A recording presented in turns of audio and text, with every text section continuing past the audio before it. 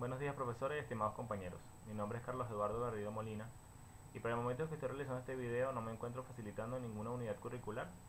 Sin embargo, dentro de las motivaciones y aspiraciones de realizar este diplomado se encuentran poder dictar la cátedra de Impuestos sobre la Renta en la Universidad Central de Venezuela y la cátedra de Procedimientos Aduaneros en la Escuela Nacional de Administración y Hacienda Pública. Entrando un poco en el tema de las teorías pedagógicas del aprendizaje, me gustaría partir de la teoría humanista, la cual menciona o expresa que el individuo posee un potencial natural para el aprendizaje. Esto es vital, me parece que esta teoría se enmarca dentro de la persona, dentro del desarrollo de aspectos como la reflexión, como la creatividad, la curiosidad. Y considero que para que un profesor o un facilitador cumpla su objetivo, siempre tiene que conseguir o obtener con sus estudiantes un interés, una creatividad, una constante posibilidad de desarrollo en la persona, lo cual me parece pues invaluable dentro del procedimiento de formación académica. Después me gustaría conversar un poco sobre el tema del cognitivismo. Pues básicamente un aspecto importante del cognitivismo es el tema del pensamiento humano, cómo el pensamiento humano es base de esta teoría. Después, dentro de las opiniones que yo coloqué en el foro de esta fase, les conversé un poco sobre el tema de una película que se llama Black, en la cual el lenguaje eh, entra como en una suerte de variabilidad, es decir, no es el lenguaje común, el lenguaje que quizás yo aquí estoy utilizando, es un lenguaje muy complicado porque es una persona que nace ciega y nace sorda. Entonces el lenguaje que desarrolla el profesor que le inculca o le ayuda con sus materias o con su formación es un lenguaje de señas, es un lenguaje de táctil, es un lenguaje... Cuando digo señas, volviendo al tema de que es ciega, no me refiero a las señas comunes, sino a, por ejemplo, colocarle la mano en la boca y hablarle para ya que las vibraciones comenzar a sentir, etcétera. Entonces, evidentemente esta teoría, particularmente Vygotsky, eh, refleja o habla mucho sobre la importancia del lenguaje. Y creo que la comunicación, muchas veces algunos profesores pretenden dar una clase en la cual simple y llanamente es una persona hablando y la otra escribiendo. Y no es la idea, yo creo que la idea es que sea una clase de debate, una clase de intercambio de ideas. Eso me parece que es bastante vital. Considero que tratar de ver si una teoría sí y otra teoría no. Yo creo que cada teoría tiene una importancia o un aporte para la formación.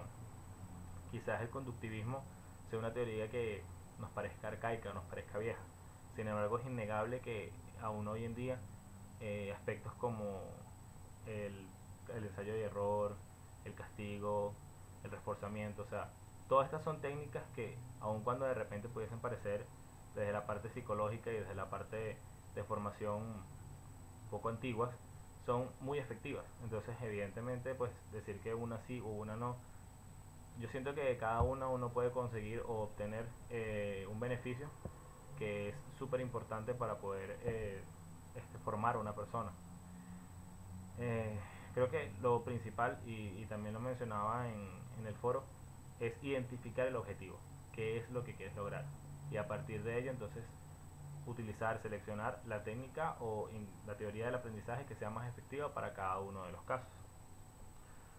Pues considero que debemos apreciar o agradecer todo lo que hemos aprendido en esta fase, porque muy probablemente, digamos, en mi experiencia personal, mis conocimientos en teorías del aprendizaje eran muy bajos.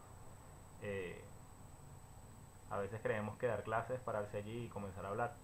Y me parece que no. De hecho, un aspecto importante y que me pareció una actividad súper interesante fue el replanteamiento en función al modelo andragógico. En este replanteamiento creo que vi o pude eh, estructurar la clase que yo considero ideal.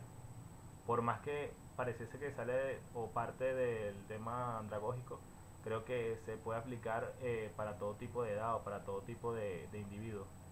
Eh, en mi entender, un facilitador no tiene por qué frenarse o quedarse única y exclusivamente en dictar una materia. Yo creo que uno tiene que formar al ser humano en todos sus aspectos. Mi experiencia como estudiante, y siempre he creído, siempre he mantenido que el profesor debe siempre recordar o mantenerse como un estudiante, porque es la única manera de poder realmente saber qué es lo que necesitan y de qué forma un estudiante se siente que está aprendiendo, que lo que está aprendiendo es útil, que le es útil para un futuro. Creo que para todos los que fuimos estudiantes la pregunta más obvia era, ¿esto realmente me está sirviendo para algo? Mi experiencia personal, siento que en muchas materias que hay en la universidad, hoy en día en mi mundo laboral o en el trabajo, no aplican. O sea, siento que hasta cierto punto no es que fue tiempo perdido, pero me gustaría que realmente las materias tuviesen como más impacto en nuestro futuro, fuera más determinante. Y creo que como maestros o como profesores debemos tratar de que eso sea así, de que las materias, y no solo las materias, sino lo que nosotros podemos formar, le demuestren a los individuos que les va a servir para un futuro. Entonces, por ejemplo, cosas como estructurar una clase en la que tú consigas que la persona pueda exponer, pueda analizar, pueda trabajar en equipo. Estas son técnicas, o mejor dicho, son virtudes, son ventajas que el día de mañana cuando estén en un trabajo son muy necesarias. Es increíble, por ejemplo, que hay personas que están en noveno semestre de la universidad y no saben exponer, no saben expresarse. Cuando lleguen al mundo laboral y tengan que hacer una reunión, tengan que explicar o tengan que hablar en grupo, no lo van a poder hacer. O trabajar en grupo, ese tipo de cosas. Entonces, creo que esos aspectos, aun cuando de repente no son directos con la materia, son aspectos que son vitales de reforzar. Y cuando estamos hablando del tema andragógico, de que puede estructurar una clase en la que pues vi o coloqué, mejor dicho, que eran grupos, que el análisis era de una manera u otra, que se genera un debate, todo este tipo de aspectos, pues me parece que aun cuando ayudan a reforzar los conocimientos del tema, también forman al individuo, forman al profesional. Y creo que eso es lo principal.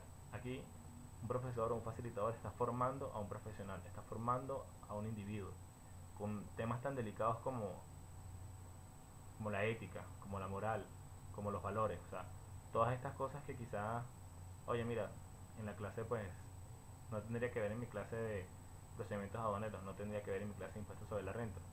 Pero si no les hablo de ética, si no les hablo de moral, cuando estén en ese momento actuando, no van a saber discernir entre lo correcto y lo incorrecto, más allá de que evidentemente tienen una formación. Pero para ese tipo de cosas, para ese tipo de realidades profesionales, también es importante reforzar este tipo de cosas. Pues nada, despedirme, agradecerle a la profesora todas las actividades y todo el tiempo dedicado, y esperar que este video haya cumplido con el objetivo solicitado. Muchas gracias a todos.